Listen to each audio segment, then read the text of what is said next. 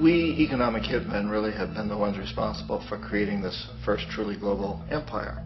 And we work many different ways.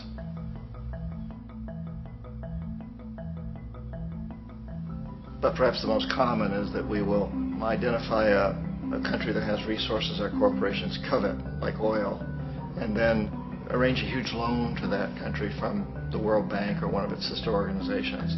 But the money never actually goes to the country. Instead, it goes to our big corporations to build infrastructure projects in that country, power plants, industrial parks, ports, things that benefit a few rich people in that country, in addition to our corporations, but really don't help the majority of the people at all. However, those people, the whole country is left holding a huge debt, and such a big debt they can't repay it, and that's part of the plan, that they can't repay it.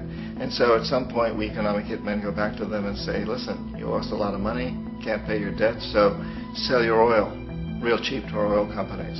Allow us to build a military base in your country, or send troops in support of ours to someplace in the world like Iraq, or vote with us on the next UN vote. To have their electric utility company privatized and their water and sewage system privatized and sold to U.S. corporations or other multinational corporations.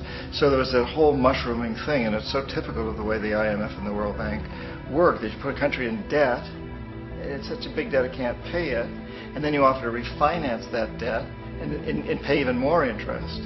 And you demand this quid pro quo, which you call a conditionality or good governance, which means basically that they've got to sell off their resources, including many of their social services, their utility companies, their school systems sometimes, their penal systems, their insurance systems, to foreign corporations.